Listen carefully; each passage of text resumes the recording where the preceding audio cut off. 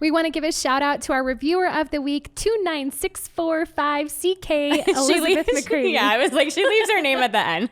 Right. Elizabeth. Okay. She says the best pregnancy podcast out there. As a podcaster myself and a huge podcast fan, I have been searching for a quality pregnancy show basically my whole pregnancy. This is the best one out there. I've honestly learned more from this podcast than I have from the 2 birth courses I purchased that weren't My Essential Birth course. Oh my goodness. For example, the episode about if your water breaks was so in depth. Now I actually understand what the water breaking even is. Whereas the birth course I bought just had a 5-minute segment on it that my husband and I didn't really even get. I love her emojis. I know. You go read the podcast review because she's got good emojis. If I found them sooner, I would have 100% have bought their birth course, which she just did. Yes. And use that plus this podcast as my birth training. They are a wealth of knowledge, fun to listen to, and always get to the point. It feels like even if it's roundabout, right? Right. we make our way eventually. back there. It's like you've got 2 girlfriends who just want what's best for you and are sharing their best tips. I'm planning for a natural birth center birth, but they also prepare you so well for a hospital birth experience, which has been helpful to learn about. Thank you, ladies. Y'all are literally the best. Yay. Thanks, Elizabeth. Thank you for the quality review. That was like detailed and poignant and like so good. Thank you so much. And I love that we welcomed you into the birth course. 2 other birth courses. Yeah. She bought 2. That's crazy to me. She's going to be so ready. Oh, I mean, she's going to have it all. Yeah. She's going to be running this podcast next, I guess. Here, Elizabeth, this one's for you, okay? These are the things your husband doesn't know or doesn't want to know about pregnancy. No, It's not just for Elizabeth. This is literally the topic that we are talking about today. I don't know how this one's going to go. I'm excited about it. Okay. So I think as women, we get excited with most of the changes that happen to our bodies and our lives when we get pregnant, right? My belly's growing. My boobs are getting bigger. Like I can tell I'm growing a body inside of me, even if I'm nauseous, like it's okay. My hair and nails are long and awesome. And men love to help make those babies, right? They love being part of the process. In fact, it's probably their favorite part. But they might not be super prepared or even very excited for everything else that comes along with that. So make sure that they listen to this episode after you've already been knocked up, which if my mom was listening, she's like, I hate that term. Sorry, Mom. Sorry. Just tell her I wrote that one. I'm sorry. That was my term. So we're going to go through the progression of pregnancy to birth and then the postpartum period and give you all the fun details that we don't think twice about, but that dad might not love so much. Okay. Pregnancy. Let's light her up. Number 1, you're going to take over the bed. He might not want to know that, but there's going to be like 10 pillows and no space, and he's going to hate it. He's going to be like, I'm going to be on the couch, the recliner by choice tonight, right? He also might not love that you have to pee all the time, right? You're getting ready to go out to dinner. You think you're walking out the door. Oh, hang on, I got to pee. And then you get in the car. Hold on, I got to run back in and pee. During the dinner, I got to pee. Yes, you're peeing all the time. Middle of the night. If you're like me, I got scared. I was like, I would wake him up. Hey, Michael, get up. I gotta pee. Take you me would to the wake bathroom. him up to pee? Yes, I would. Oh, poor It was Michael. Scary. It was our first apartment. It was like my first time really living alone. It's scary. I want to go to the bathroom by myself. Were you worried about like tripping over stuff? I was worried about ghosts. I love you so much. I'm like middle of the night and I'm just scared. I don't want to be in this house by myself going potty. Yeah. He did it to me one night. He said he woke me up one night. He had like a zombie dream. Well, let us get off on a tangent. We'll make it back to our point.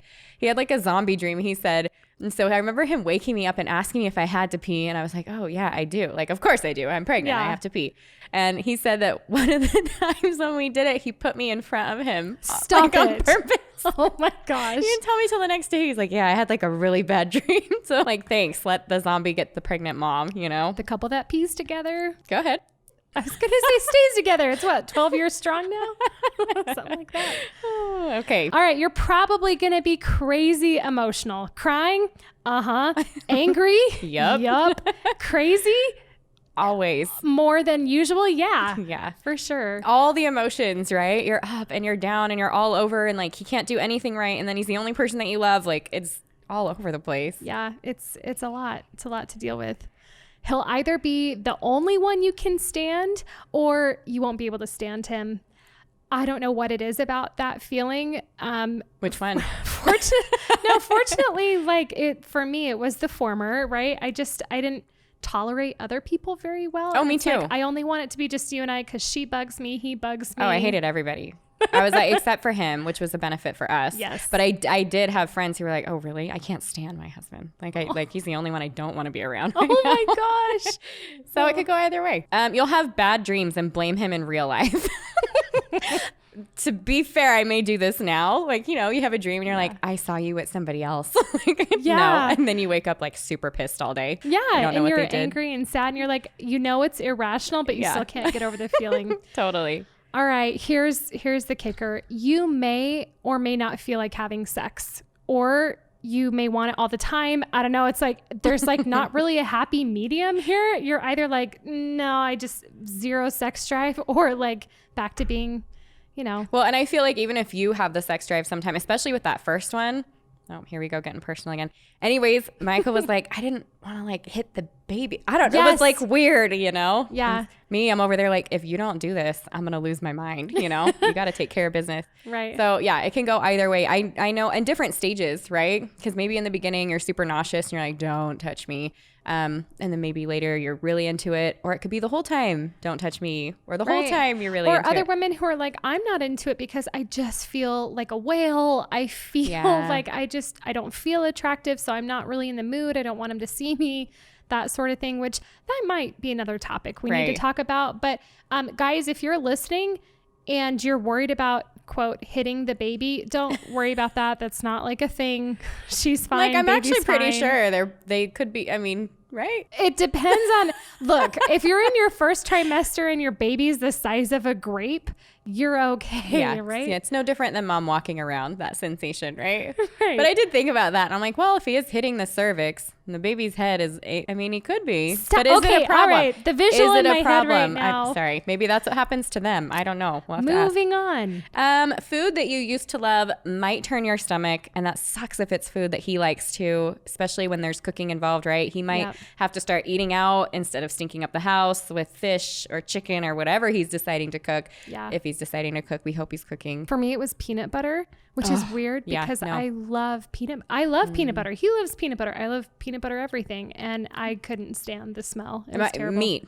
Like the first thing that went was chicken. I couldn't have chicken at all. Yeah. And then steak was next, and I love red meat. And it's not even if they're eating it, like if it's on your breath, like like the peanut butter on the breath. Breath's I was like, I just worse. don't even talk to you. Don't blow my direction. You're going to be tired and you might fall asleep during some of your favorite late night Netflix shows, late night TV shows. I still do this and it drives me crazy because we'll get the kids to bed. They're older, so they stay up a little bit later. And we'll be like 20, 30 minutes into Jack Ryan or something. And I'm like, honey, I'm falling asleep. Can you pause? He's like, Court, come on. I know. We've been trying to get through the same episode 3 nights in a row now. So we're so old. It's so sad. You may have or find that you have a shopping obsession, maybe for baby items or baby clothes, or, it reminds me of that like meme going around. Like my husband said, I have to come downstairs and talk to him about all the Amazon packages after I'm done sweeping the floor. Have you seen that one? She's like laying on the floor with like a paintbrush sweeping. She's like, this is going to be a problem here. Oh my gosh. And I will tell you that Instagram doesn't help this problem. No. Etsy doesn't help this problem. That doesn't mean we don't want you to follow us on there. No. Get on Instagram with we us. don't. Okay. In our defense, we don't share like baby clothes and baby gadgets and stuff, but maybe some of the people, influencers that you follow do like display that stuff, and it becomes a real problem because everything looks cute on a baby. Oh, I think I'd have a way worse problem today than I did when I started having my babies however long ago. I'm not going to say a while ago, because Instagram wasn't a thing. Before it was kind of just like Target, and that was bad enough. Right. I mean, guys, you're going to be expected to be super involved. She's going to expect you to take the birth class, and you should do that. She's going to expect you to listen to the podcast episode, which we think we're funny, but you might be like, I'm so tired of listening to these two girls. So you may be expected to feel her pains as if they are your own and her frustrations as if they are your own. She wants you to get angry with her and upset with her. Be on her team. Be on her team. Yep. You're going to gain some weight and maybe even some mama stripes. Stretch marks. Yes. We're going to hope that your husband just loves that about you. But especially, like, I think of like being newlyweds, and I was so excited to get pregnant, and then I get a little bigger. And not that he does not love the heck out of me, but it's a change. It's a change for both of you. It's like for me to be comfortable, and then, you know, just wondering, how's that going to slim back down? Is that going to slim back down? If Nate ever had those thoughts or fears, he never told me, and I'm grateful Michael for didn't that. either, and I'm grateful for that. But I can't imagine you don't wonder, because I wondered. I looked at myself in the mirror and I was like, there's no way this is going back. So I had a mom and she's like, oh my gosh, my belly feels like a waterbed, right? Like right after you give birth. I don't know if she was expecting, maybe we'll talk about this in a minute, for the belly to immediately go back down. It still looks like you're full term pregnant. Oh, someone needed to say that out loud, because that was not okay. Yeah. No, it was, and everything felt out of place, your organs and stuff. You're like, where did everything go? Just jiggly. Seriously, Jell-O. like the waterbed Jell-O is the best analogy we can give for it. That's coming up in birth. Maybe we'll just talk about it now and then we'll skip over it there. But yeah, that. And so I was wondering, like, how is this? Okay, I know other women who have had babies. I've never really seen them with their shirts up all the time, but this has to go back to normal at some point, right? I wonder if that specific thing doesn't get talked about, because moms have their babies and then they just like have their babies. So you're like so focused on other things that you're not thinking to talk to other people about what that feels like. Right. And are you going to go up to a postpartum woman and be like, so your belly, you still look pregnant? Like, how long does it take for that to go? Like, nobody's going to say that. And if somebody says that to you, they need to be put away. It's okay to be curious, but you know, be sensitive. Don't ever say that to a postpartum woman. Sorry. You might be constipated sometimes, and guys, you're probably going to hear all about that and her bowel movements in general. You know, when I'm working on podcast topics, Nate's like, you should have a whole episode about poop. And I'm like, I'm not. We talk about it enough in other episodes. It's like, no, but it's like a thing, you know, you're poop and pregnancy, constipated, and then, you know, getting ready for birth, diarrhea. And then after, I'm like, just stop suggesting poop as a topic here. But he knew about it, didn't he? He did. Because why? Because I talked to him about my bowel movements when I was pregnant. Oh my gosh. Any like cutesy, fluffy, first time married, whatever you have in the back of your head, get pregnant before he listens to this for sure. Okay, other people, maybe even men, are gonna have their hands up in places that he feels like should be his own. Probably even in front of him, right? And we're talking vaginal exams. Obviously, it's not a free-for-all just because you got pregnant. So I've never asked if that makes them uncomfortable.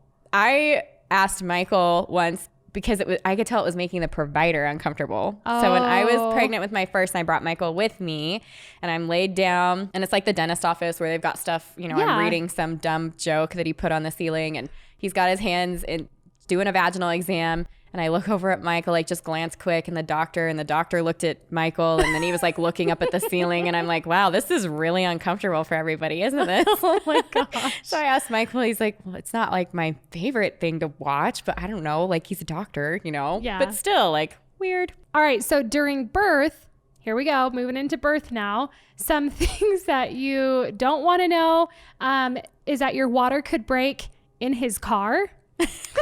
Hope you got the leather seat option. On the bed, when you're out to dinner. It could happen anywhere, really. Church pew. I mean, it's awkward for us. It's the worst for us, right? Yeah. But also. Yeah, exactly. Could wake up in a puddle of your amniotic fluid. Have fun cleaning that up. He doesn't get to sleep. And if he does, he may regret it, right? Like, no, if mom is awake during labor, you better plan to be awake during labor. So if you're snoring while she's having contractions, you will hear about that later. Like that will forever be a part of your child's birth story that you don't get to live down. So, I mean, if she's sleeping, maybe, but you just need to, it can't be like a deep sleep where she wakes up with a contraction, you're still out. So you can lose your mucus plug. Did you hear that? Mucus plug. Doesn't that just sound awesome? It's like snot that comes from the vagina. It's blood tinged and doesn't even necessarily mean that labor is starting. Sometimes it can. Sometimes but you're going to hear about it. Yep. Like the morning, like when I lost my mucus plug, my husband had I went to the bathroom and I heard the door close. He left for work. And I lost it, and I like pants down, ran to the door. I was like, Michael, I lost it. Something's happening, you know? Yeah. And he's like, well, let me see, you know? That's awesome. And then probably regretted that. But people are going to see you naked. And I've said it time and again, this is my favorite part of being a doula with first-time parents. Mom starts getting naked just during hospital time, during labor time, and dad's like, is anybody else paying attention to, like, why is she doing that? Yeah. So yeah, it's hot work. And obviously when the baby's born, she's going to be naked. And there will be multiple people in the room. Yes. So there you go. There's might be needles, likely going to be needles. If you're delivering at a hospital, less of a chance, but they're going to be doing blood work. They're going to maybe be starting an IV. They could be placing an epidural. There's needles. And so if that's something you don't love. I've had a few dads who are like, I'm going to step out. But he knew in advance. It's one of the reasons they had a doula. But yeah, not their thing. Possibly more throwing up, right? During the birth. Just like beginning of pregnancy, we've got some not so fun vomiting and things that can occur. You might even be holding the bag for her. Yeah. So heads up. Hey, shout out to my husband, Nate. Honey, we're talking about poop again. So during birth, usually at the beginning, we'll see her have some diarrhea, maybe get herself cleared out there. And then there's, it's not uncommon for her to poop while she's pushing. I remember I had a doula client and he was kind of, sitting on the opposite side of her. She was birthing in bed and he was sitting kind of on a stool by her side, and the birth assistants and midwives, the people, they're so discreet about it. Like they're wiping it out of the way. You'll see him grab a quick wet washcloth or something and just wipe. And I happened to look up at him just as he was like seeing what was going on, eyes wide, and like quickly put his head back down, and I thought, I wonder if he's going to tell her that she pooped while she was pushing. Not. Her privates stretch far enough to birth a baby. Enough said. This probably occurred to you? He might think that there's no way that could ever go back. Like, anyways, when you see a baby come out of that area, which if he's there with mom, he's probably going to be holding a leg or doing like you're going to see what's going on unless he's like, don't show me. Yeah. But that area, I don't know. I wonder what it does to a guy's mind to have to watch that. This is where stuff. And I know Nate and Michael have been begging for a while now, like, come on, just let us on the podcast. People love us. Maybe we do need to get them on here and ask them some of these questions. That would be good. Yeah. Send us in the questions you want to ask the husbands. Michael I like and Nate, this idea. What do you want to know? There is a lot of blood. As the cervix is like softening and ripening and thinning and doing its thing, there's blood tinged mucus. There's blood when baby comes out, especially if baby's got like a hand up by their face or something. There's blood from tearing. It's normal. Postpartum. There is a lot. Like crazy. Yeah. Yes. Birth has a smell. It's totally normal. It's a lot of salt watery kind of smell, but there is a smell to birth. If you've ever smelled raw ground beef that's been sitting like thawing a little too long. No. A little bit. Oh. I wonder if it's the placenta. Court and I smell things differently. I don't know. You really think it smells like that? A little bit. It's kind of. Now I have to think about it because of the blood. You smell salt water. I'd rather smell that, but there's something that smells just a little bit meaty. I don't know. That's what somebody tell us am I the only one? You can't be. And I wonder if I'm just not focusing on that. You know how you focus in on one more than the other, but I'm like, I know like postpartum smells differently than when she's pushing. Yeah. And so I wonder if it's the blood and stuff. It's not every birth that I observe that at, so I don't know what the difference is, but sometimes I notice and sometimes some are old hamburger meaty than others. Oh, if you're a hamburger meaty girl, it's okay. We love you. It's okay. What are we talking about? I don't know. All right. Mom could have a vaginal tear, a tear in her perineum, and need stitches, which is more needles, but they're putting her back together. I will say, like, it's okay. It's okay, men. The first time as a doula, I know I've shared this, and she had a small tear. And so the midwife gets out the big needle and just starts grabbing vaginal area, and she's putting needles all in. I thought I was going to be fine. And I was like, oh, if I don't leave the room, I'm going to straight pass out right now. So I was like, I'm going to go grab a drink. I'll be right back. And I was like in the hall, like head between my knees, like, whoa, why does it feel like that? I couldn't handle looking at it. Now I'm fine. I love to watch, all the things that happen. But it's okay to not be fine with it. So just a heads up. I just think what a sensitive area that is. And so if you just imagine the things that are happening there, you might not feel so great. All right. If something happens with baby and they need to go to another room, Dad, you're going to have to choose to either stay with mom or go with baby. You're going to have to make that decision. I always wanted Nate to go with our baby. So I was like, I'm fine, you know, but this is something you two want to discuss beforehand. This is a situation where it can be helpful to have a doula. Cause then you don't have to feel so bad about stays leaving with mom. Right. Dad goes with the baby. So he might cry.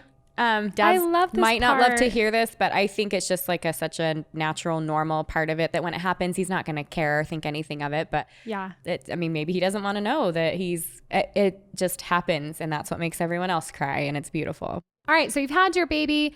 Now she's postpartum. And of course, the one thing that that they tell is no sex for a few weeks, usually 6 postpartum. Right. And that's usually a really hard 6 weeks, right? Yeah. I mean, honestly, I don't know that I had a lot of drive during those 6 weeks because I was so wrapped up and absorbed with all the other new roles I was trying to step into. Breastfeeding mom and diaper changing mom and zombie not getting a lot of sleep mom, right? And so, but we have heard from some women that they were like, no, I had a sex drive return. 3 weeks sounded good, actually. Right? And the idea here is that she's healing during this time. And so whatever you do or don't do, you need to take it slowly and you need to be gentle and you need to remember that not everything has to happen. I'm trying to keep this G-rated. You can still do things that are fun that don't necessarily involve her healing lady parts. Yes, but you don't have to also. Yes, right? and nobody should feel guilty. It just needs, you both need to be tender. You know what we need to do is have a wonderful counselor on one of these sessions and just kind of walk us through what this looks like. There needs to be open communication. Yes. And you need to be patient with each other. You guys get it, right? Okay. Neither of you are going to get much sleep. In case you weren't aware, it's not like the mom has the baby and then she does everything, although we have seen situations where it feels like that's what's expected. But the truth is, like, neither of you are going to get much sleep. You've got a crying baby, you're changing diapers all night long, there's feedings that need to happen, and hopefully you're going to be a really awesome partner. You're going to be helping her with all those things, and so you're just not going to be sleeping for the first few weeks. When we had our 4th baby, the understanding that we came to was that I was going to take care of our newborn little girl because I needed him to be up with our boys early, getting them breakfast, getting them ready for school, all that stuff. And so I thought I was, wow, he's the lucky one because he's getting a full night of sleep here and then only having, but honestly, every time I was getting up to breastfeed, to go to the bathroom, to whatever, it's not like he was sleeping deeply through all of that. Really? Because my husband didn't agree to that other stuff and he was out. Really? He was so out. And I remember, you know that Michael Scott meme? I'm on the memes track today. The Michael Scott meme where he's like, it's got that look, that like stare, and it says like me at 4 a.m. while I'm breastfeeding and my husband's sleeping soundly. Oh like yeah, snoring. where he's looking through the blinds. Yes. And you're just, I'm like, yep, that's exactly it. That can happen too. Don't plan on mom's delicious meals. In other words, don't plan on for her to be cooking postpartum. So whether or not you guys are choosing to have meals brought in or you're planning to cook as the partner, or DoorDash is cooking. Just plan on that. Guys, I think it sinks in when you bring that little baby home that you've got a family now and that you are responsible. And depending on how you guys handle this in your family, who the primary breadwinner is, it's, fine if it's you, it's fine if it's her, but you have this family to provide for now. And that responsibility can feel kind of heavy sometimes and overwhelming if you think too long and hard about it. But yeah, I think that thought came from our marriage because I do remember early, like all of a sudden it was like, oh, like I can't screw things up, Yeah. And it became a little more serious. So definitely. That baby's going to poop so much, like so much, especially at the beginning. In fact, just talking to my sister now, who her baby is like, I think he's 7.5 months. She's like, oh my gosh, it's so nice. I'm only changing diapers like 6 times a day, 7 times a day versus the like every 2 hour, like you're changing a diaper or you change it and they pee and you change it again. And anyways, you change diapers all the time. So dad should be changing diapers all the time. I remember I called my brother a few weeks after they had their first baby and I was like, how's it going? And he was like, oh, that new couch we bought months back, it's already been spit up on, pooped on, peed on. And I was like, it's a good thing you brought it in dark gray because that's going to blend in real nice. Yep. We joked like, I hope nobody takes a black light to that couch. Oh gosh, black lights are a terrible thing. Yeah. But there's going to be a lot of bodily bodily fluids, not just poop, but spit up, poop, pee. You get the idea. Yeah. Mom's boobs might not be yours for a while. They were never yours to begin with. Some of them are an offering, but I'm waiting till I get mine done to re-offer. Anyways, it's a different sensation, and it could honestly be for years. And this is definitely from personal experience here that I am speaking, but I was like, no, don't touch them. Like, the baby touches them and they suck on them differently. Like, this isn't going to work. You can't touch them while I'm nursing. Oh my and gosh. So since I kept having babies, and then anyways, I was nursing, like, there was a good 6 or 7 years where I was like, please don't touch them. Yeah. So poor guys. If that's your thing, if you're a boob guy, you might lose that for a little bit. You may still not get the bed back after baby's born. Yes, the pregnancy pillows might be gone, but I don't know. She might be co-sleeping with baby, or who knows what's going on. But, might not be yours just yet. And then we want to talk about the fun stuff, right? Because this is the jokey, like, maybe he doesn't know this. Maybe he doesn't want to know, but there's fun stuff that he might not know too. And some of that is like, I bet he never knew that he could love someone so much. That includes you, watching you go through everything that you do to get baby Earthside, as well as his baby, baby girl, baby boy. There is a love there between a father and their child that is unbreakable. And maybe he didn't know that it was going to be that way. And as you serve your family and step into this role as father, it's going to create bonds between you and your wife and your children, and you will just feel so much closer to them. Yeah. And he may learn to cook and he might love it. And that was, along with those bonds though, that was some of our sweetest moments when I was like craving something, and he would make this meal, and maybe he didn't know exactly what he was doing, but it ended up being like exactly what I needed. Or it just became this like love language of like, oh, this is the way I can serve and love on you, that, I can take care of while you're pregnant. And so that was pretty cool. There will be a lot of things that we talked about that are either frustrating or challenging or sad or disappointing in the moment, that you're going to look back on and laugh about these things that happen during these crazy periods of childbearing and pregnancy and birth and parenting and all that kind of stuff. Yeah. And we hope like the laughter is where it's at, right? Yeah. Like, we have all these funny stories, or we have like the personalities and relationships that we have with our husbands because of the challenging, dumb things, hard things that we went through that we can look back and laugh at. And I think that's obviously not just pregnancy and birth, but it's a good start for it, because there is all kinds of weird. There's a quote that I love from Marjorie Hinckley, and it says something to the effect of like, sometimes in these situations you can either laugh or cry. And she's like, I prefer to laugh because crying gives me a headache. And so, if it's a hard moment and you can laugh about it, that's probably a little bit better. Document it too. I love that you said that, because that's something I started doing. Now I'm getting off for a moment, but something I started doing when my kids were little, we had 3 little kids, all 2 years apart. So they were just into stuff all the time. And I would get so frustrated. I'd think, oh my gosh, are you kidding me? Like, you just took my makeup and put it all over the couch, and your brother ate my chapstick, and like, what the heck is going on? And anyway, so instead of getting upset and like, oh, everybody to your room so I can clean this up, I started taking pictures.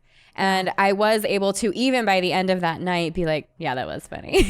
Like, that sucks, but these are the stories that you get to look back on and you appreciate them later. So document it if you can, journal it, take pictures, maybe not. And anyways. We talk a lot about pregnancy and birth here, but it's really just the beginning. It's a lot of good memories from there on out. There are few things that we go through in life with our partners that bond us together and make us stronger, like pregnancy and birth. Yeah, this experience is meant to be done together. We joke about all the silly things because we can look back and laugh.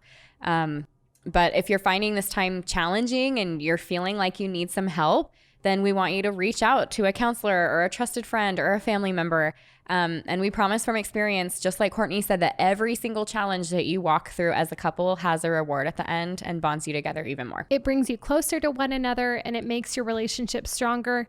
And there's often times that within these challenges that you can look back and smile on. And pregnancy and birth is definitely something that has that potential to bring generations of laughter and smiles. One of my kids' favorite things to do is to have my husband and I tell them some of these crazy stories, right? About the time that Eden pooped so much at 2 days old that it was the poop stories. Coming up the back, like into her hair. They laugh about that. They love that stuff. And we see it time and time again that as dads learn about the process, The more he learns, the more he loves. The more he wants to be involved, the more helpful he is, the more encouraging, the more supportive. And he really becomes like your biggest advocate, your biggest cheerleader. And he'll probably start talking to all of his friends about all the birthy things, right? But we hope that you're learning and planning together and preparing together, and that you continue to have joy in your pregnancy, birth, and postpartum.